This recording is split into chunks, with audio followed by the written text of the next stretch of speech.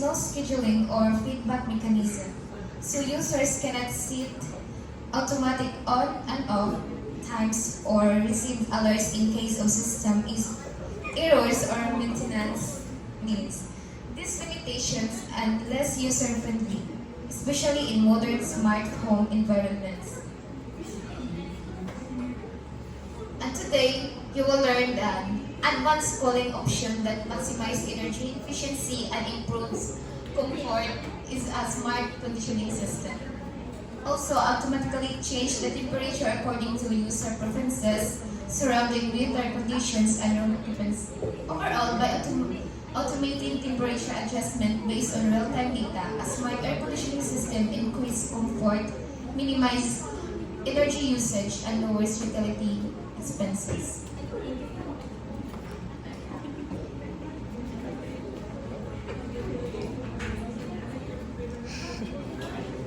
Room temperature sensors. Using a temperature sensor, users can choose their chosen lowest and warmest room temperatures.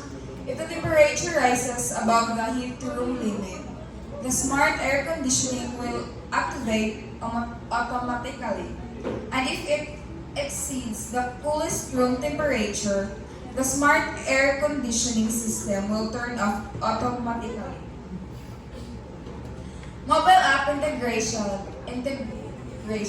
It allows users to remotely monitor and adjust their smart air conditioning system through a smartphone or tablet app. The app provides an interface to view the current temperature, set cooling preferences, and control settings from anywhere, whether you're in the room or away.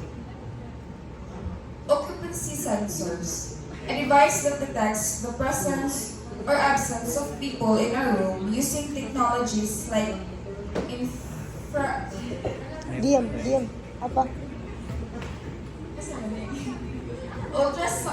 ultrasonic or motion detection. The sensor helps the air conditioning system know whether the room is occupied or vacant.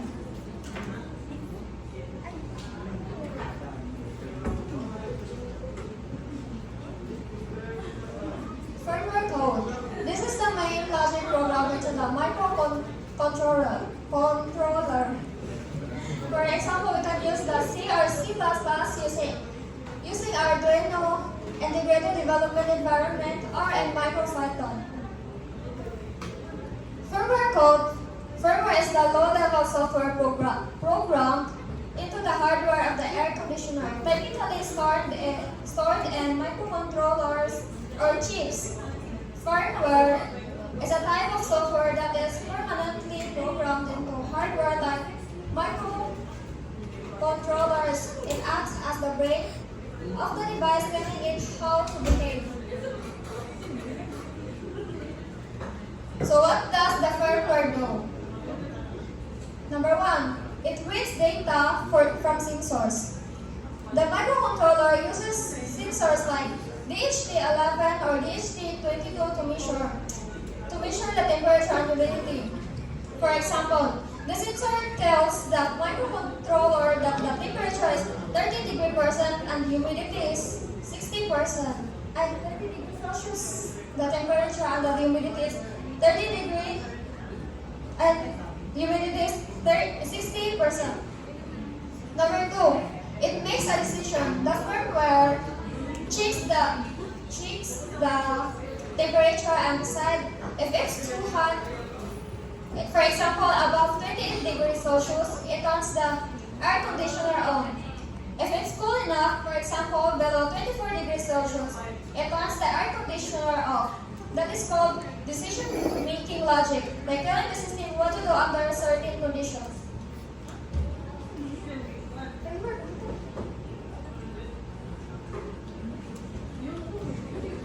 Number three, it sends commands to air conditioner. After making a decision, the microcontroller sends a signal to the air conditioning using a relay or an infrared LED light or Wi-Fi or Bluetooth if it's a smart air conditioner.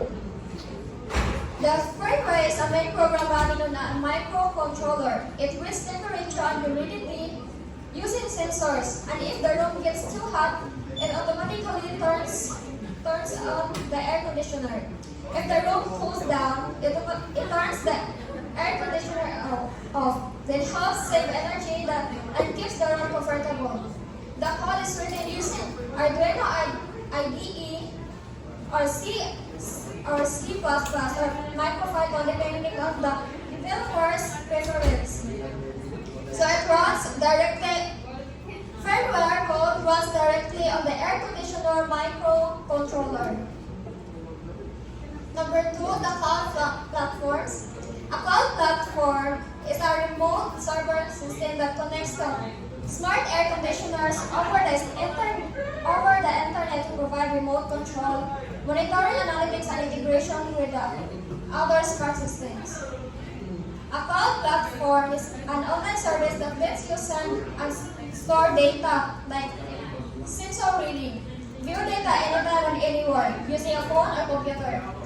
Trigger actions based on that data, example, turn AC on remotely. It connects your microcontroller like ESP32 or Arduino to the internet so that you can interact with your system even if you're not physically near it.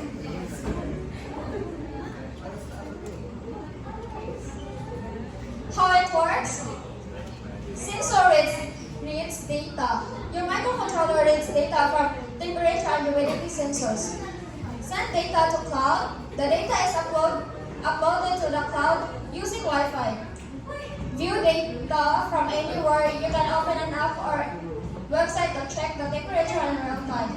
Take action manually or automatically. You can press a button and an app to turn on the air conditioner on or off, or same process. Air conditioner turns off and on automatically based on temperature. So it runs. Cloud platforms runs on remote servers, typically managed by the manufacturer or IoT platform provider. Next is HTTP or Hypertext Transfer Protocol. This is often used in IoT because it is lightweight and fast. This is also used between firmware code and cloud platform, especially for sending sensor data, receiving control commands, and supporting OTA updates or special system diagnostics. These platforms exemplify how HTTP-based software enhances the efficiency and responsiveness of HVAC system management with technologies. Next is mobile app. Mobile app used to monitor and control the air conditioner remotely through a smartphone or computer. This mobile app software refers to applications specifically designed to operate on mobile devices by integrating with smart devices and utilizing advanced sensors. Mobile apps offer a comprehensive solution for monitoring and controlling indoor air quality. This integration not only enhances comfort but also promotes health and energy efficiency. Next is microcontroller. It controls the sensors and modules and processes all logic.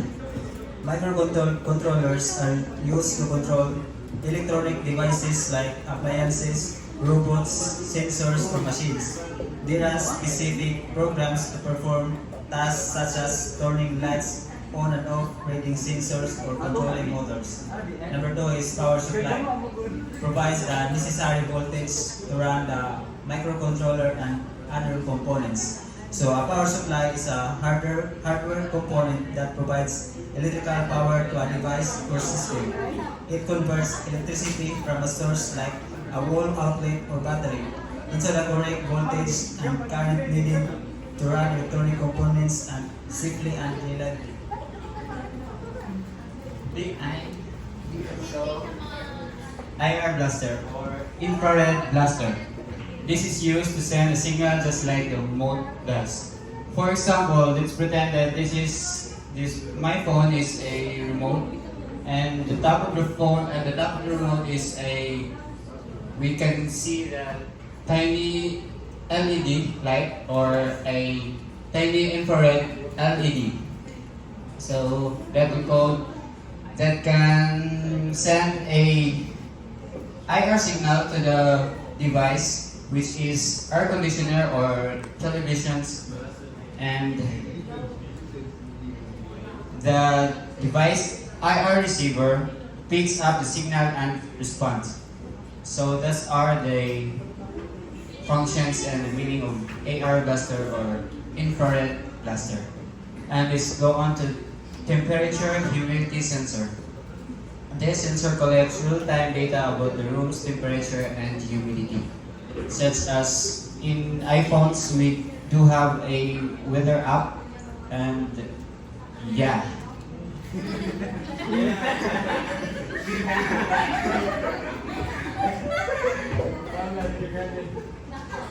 What is innovative about it? The smart air conditioning system using IoT is an innovative solution that allows automatic, remote, and energy-efficient control of air conditioners using sensors, internet connection, and smart technology. It improves comfort, saves electricity, and gives users full control through a smartphone or web platform. So one of the most innovative features is remote control capability. With IoT, users can monitor and control their air conditioners using smartphones or computers from anywhere. This means that aircon can be turned on before the user arrives home, or turned off if it was accidentally left running, leading to greater convenience and reduced energy waste. Another innovative element is the use of real-time sensors that monitor temperature and humidity. Unlike conventional aircons that just run until turned off, this smart system automatically adjusts settings based on the current environmental conditions. This allows for automatic temperature regulation, ensuring a more comfortable environment and preventing overcooling or undercooling. This project is innovative because it modernizes traditional air conditioning with IoT, adds smart control and automation features, reduces electricity usage, and enhances user comfort, all while being affordable and easy to implement.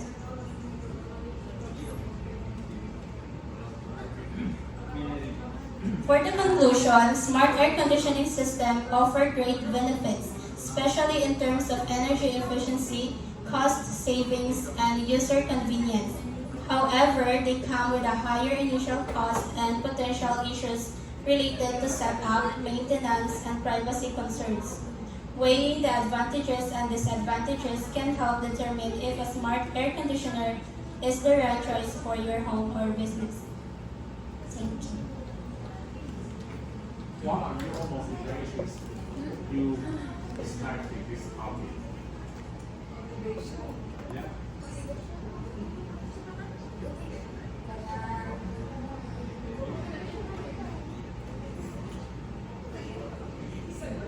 Again.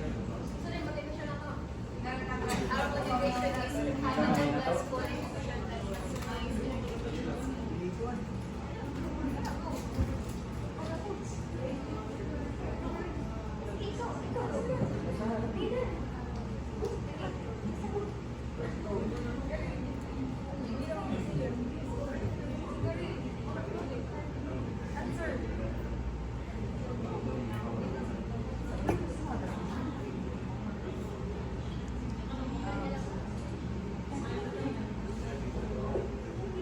Is to have easy and efficient that, for example, it's while you're sleeping and then it becomes hot in your room, so it automatically turn on. You don't need to wake up and do it manually to yourself and on the aircon.